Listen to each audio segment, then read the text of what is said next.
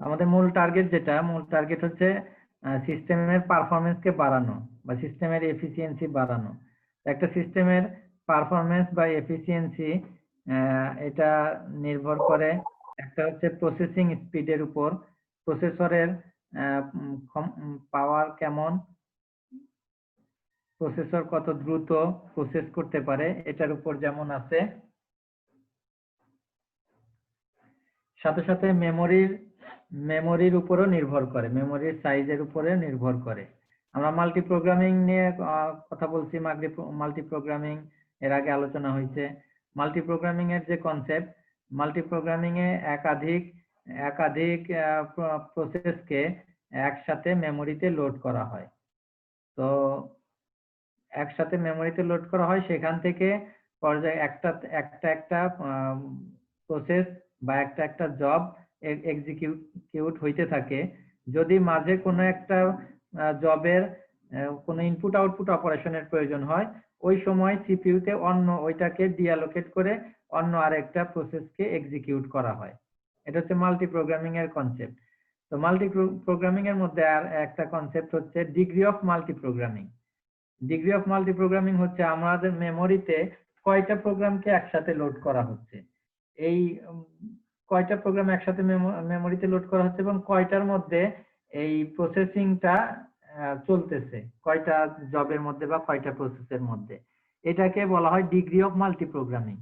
যদি 3টা প্রসেস যদি মেমোরিতে লোড করা যায়, তার সেখান থেকে যতটুকু এফিসিয়েন্সি পাওয়া যাবে, যদি 5টা প্রোগ্রাম একসাথে মেমোরিতে লোড করা হয় তাহলে তার এফিসিয়েন্সি অবশ্যই বেশি হবে। তো এই জন্য এটা ডিগ্রি অফ মাল্টি প্রোগ্রামিং, যেটা এটা সিস্টেমের এফিসিয়েন্সির জন্য একটা ইম্পর্টেন্ট পার্ট। এখন তাইলে আমরা যদি কনসেপ্ট চিন্তা করতে পারি, আমরা মেমোরির কথা বললে শুরুতেই আমরা মেমোরি বলতে আমরা এখানে বুঝাবো হচ্ছে মেইন মেমোরি যেটা বা র্যাম যেটা। তো তাইলে আমাদের মেমোরিকে যদি আমরা বাড়াই, বড় করি, সাইজ যদি বড় করি, স্পেস যদি বড় করি, তাইলেই তো মনে হয় আমাদের প্রবলেম সলভ হয়ে যাচ্ছে, নাকি বলো? জাভেদ শুনতে পাচ্ছ? জি স্যার।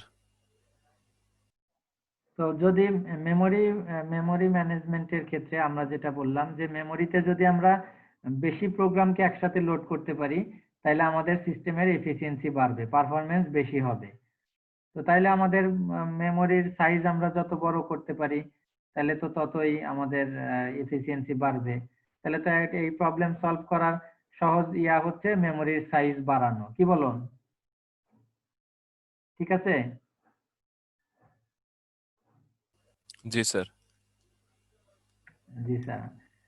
এটা স্যার এটা মেমোরির সাইজ যদি আমরা বাড়াই দিই এটা তাহলে তো সম্পূর্ণ স্যার। ঠিক না। এটা সব স্যার সম্পূর্ণ কথাটা ঠিক না যে আমরা যদি মেমোরির সাইজটা বাড়াই তাহলেই আমাদের প্রবলেম সলভ হবে বা আমাদের সিস্টেমের এফিসিয়েন্সি বাড়বে। শুধু এটাই না, স্যার এখানে আমরা কয়েকটা মেমোরি তখন বিষয় বেশি হচ্ছে। ইউজ করতে পারতেছি স্যার। বাট যদি আবার ইফিসিয়েন্সির দিকে তাকাই তাহলে তো স্যার আমরা অল্প মেমোরিতে শর্টলি কাজ করতে পারি। আচ্ছা, অল্প মেমোরিতে শর্টলি কাজ করতে পারি, এটা একটা আছে। আবার যদি অল্প মেমোরি হয় সেক্ষেত্রে তুমি বেশি প্রোগ্রামকে একসাথে লোড করতে পারবা না। স্যার তখন আমরা আবার এখানে মাল্টি থ্রেডিং করব। মাল্টি মাল্টি প্রোগ্রামিং যে concept, multi programming A degree of multi programming যে কথাটা বললাম, যে কয়টা প্রোগ্রামকে একসাথে মেমোরিতে রাখা হচ্ছে, ওই কয়টা প্রোগ্রামের মধ্যেই তো সুইচ করবে সিপিইউ, ওই কয়টা প্রোগ্রামের মধ্যেই সুইচ করবে, কনটেক্সট সুইচ হবে এবং প্রসেসিংটা চলতে থাকবে যদি কোনো একটা প্রসেসের ইনপুট আউটপুট অপারেশন প্রয়োজন হয়। তো এই ক্ষেত্রে মেমোরির ক্ষেত্রে যে বিষয়টা, একটা হচ্ছে মেমোরির সাইজ, একটা হচ্ছে মেমোরির সাইজ। তো সাইজ বাড়লে বেশি প্রোগ্রামকে একসাথে মেমোরিতে লোড করা যাবে, সেই ক্ষেত্রে ডিগ্রি অফ মাল্টি প্রোগ্রামিং বেশি হবে, প্রোগ্রামে সিস্টেমের পারফরমেন্স বাড়বে। আরেকটা বিষয় হচ্ছে রেসপন্স টাইম বা অ্যাক্সেস টাইম।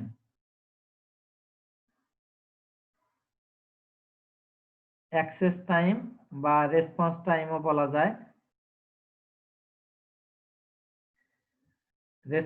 অ্যাক্সেস টাইম, মেমোরির স্পেস যত বেশি হবে, সাইজ যত বড় হবে, তত অ্যাক্সেস টাইমও বেশি লাগবে।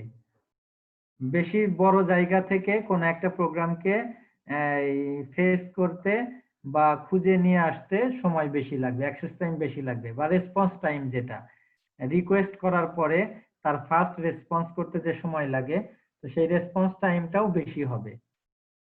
আর একটা হচ্ছে cost, unit cost, per unit cost.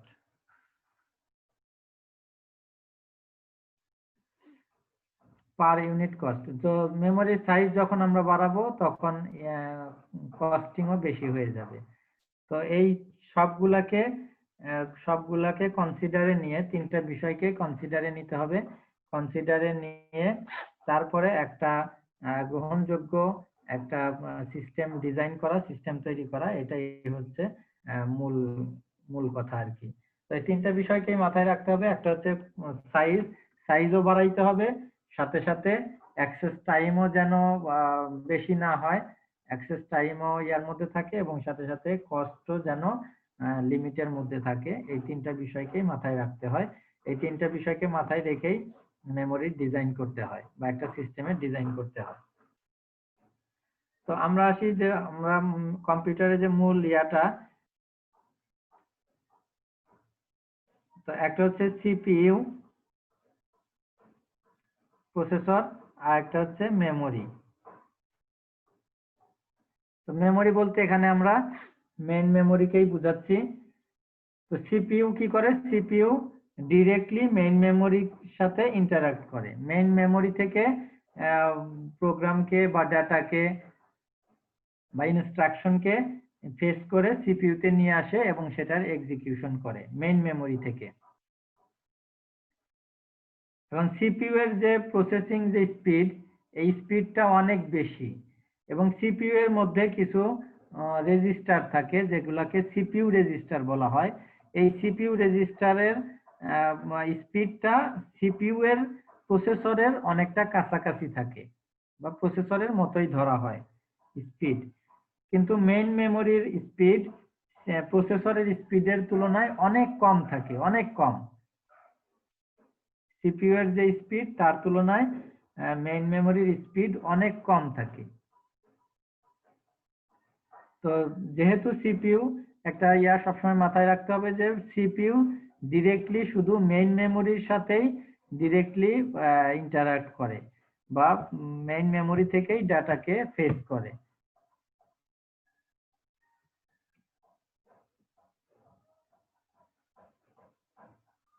এখন আমরা যে আর মেইন মেমোরির তো আরেকটা বৈশিষ্ট্য যেটা হচ্ছে, মেইন মেমোরিতে কখনোই ডাটা পার্মানেন্টলি স্টোর করা যায় না, ডাটা পার্মানেন্টলি মেইন মেমোরিতে থাকে না। এটা হচ্ছে ভোলাটাইল মেমোরি। ডাটাকে পার্মানেন্টলি স্টোর করার জন্য সেকেন্ডারি মেমোরি বা সেকেন্ডারি স্টোরেজ ব্যবহার করা হয়। আরেকটা হচ্ছে সেকেন্ডারি মেমোরি। সেকেন্ডারি মেমোরির সাইজ মেইন মেমোরির চাইতে অনেক বেশি থাকে, কিন্তু এর এর স্পিড মেইন মেমোরির তুলনায় অনেক কম থাকে।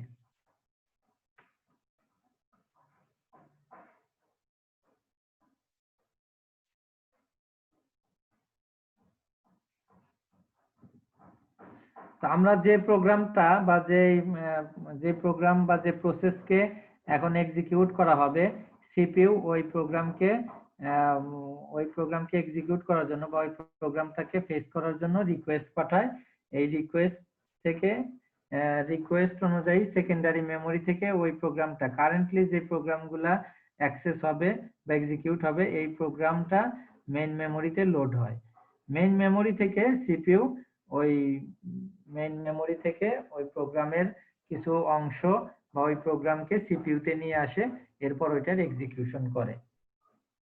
এখন এখানে একটা কনসেপ্ট হচ্ছে, সেকেন্ডারি মেমোরি স্পেস অনেক বেশি কিন্তু তার স্পিড অনেক কম। আর তুলনায় মেইন মেমোরির স্পিড সেকেন্ডারি মেমোরির চাইতে বেশি, কিন্তু স্পেস অনেক কম থাকে সেকেন্ডারি মেমোরির তুলনায়। আর সিপিইউ এর স্যার আমরা মধ্যে কিছু স্পেস বাড়ালে অসুবিধা কি? আচ্ছা, মেমোরির স্পেস বাড়ালে অসুবিধা কি?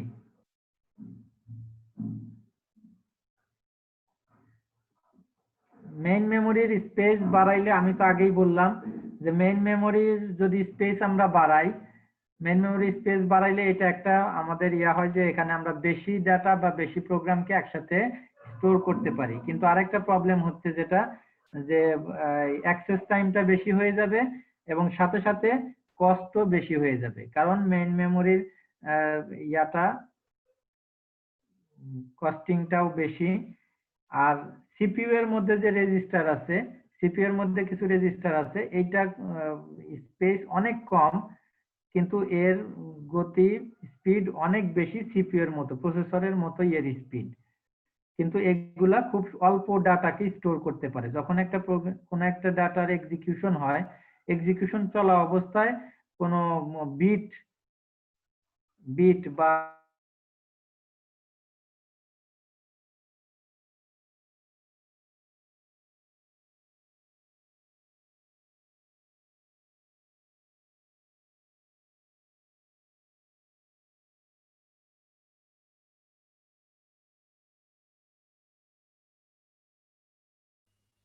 হ্যালো, কোনো প্রবলেম হচ্ছে নাকি?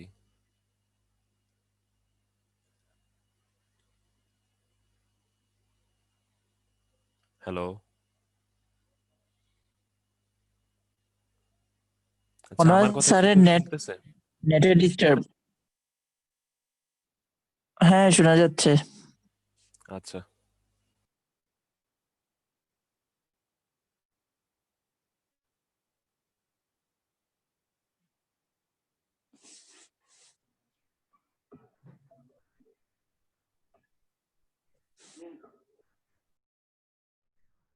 হ্যাঁ, শুনতে পাচ্ছ? জি স্যার। জি স্যার, এখন শোনা যাচ্ছে স্যার। আচ্ছা, মাঝে একটু ডিসকানেক্ট হয়ে গেছিল নেটের জন্য।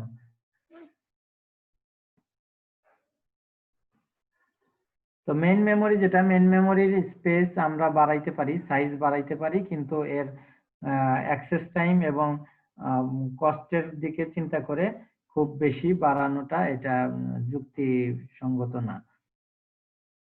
তো মেইন মেমোরির স্পিড যেটা, মেইন মেমোরির স্পিডের চাইতে প্রসেসরের স্পিড অনেক বেশি থাকে। তো যার কারণে প্রসেসর যেই গতিতে যেই স্পিডে ডাটাকে প্রসেস করতে পারে, মেইন মেমোরিতে মেইন মেমোরি ওই পরিমাণে ডাটাকে ইনপুট দেওয়া বা সাপ্লাই দিতে পারে না। তো যার কারণে এখানে সিপিইউ প্রসেসর এবং মেমোরির মধ্যে একটা স্পিডের একটা ভেরিয়েশন হয়, একটা মিসম্যাচ হয়। সিপিইউ অনেক সময় আইডল থাকে, যার কারণে সিস্টেমের পারফরমেন্স কমে যায়। তো এই প্রবলেমকে সলভ করার জন্য মেমোরি, মেইন মেমোরি এবং সিপিইউ এর মধ্যে একটা ভায়া হিসেবে একটা আরেকটা মেমোরি ইউজ করা হয়, সেটা হচ্ছে ক্যাশ মেমোরি।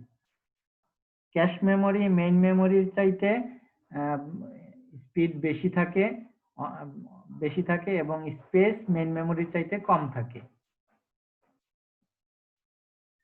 এবং এটা সাইজটা মেইন মেমোরির চাইতে কম, গতি অনেক বেশি, এবং এটা অনেক দামি, মেইন মেমোরির চাইতেও অনেক দামি থাকে। এজন্য মাঝে আরেকটা মেমোরি ইউজ করা হয়, এটা হচ্ছে cache memory. Cache memory use করা হয়। তো যে প্রোগ্রামগুলা যে ডাটাগুলা মেইন মেমোরিতে স্টোর করা আছে, এখান থেকে এখন সিপিইউ এর যে ডাটার প্রয়োজন হবে, এইরকম যে ডাটাগুলা প্রয়োজন হইতে পারে এখন, এইরকম ডাটাকে প্রথমে মেইন মেমোরি থেকে ক্যাশে নিয়ে আসা হয়। এরপর ক্যাশ থেকে এরপর সিপিইউ অ্যাক্সেস করতে পারে।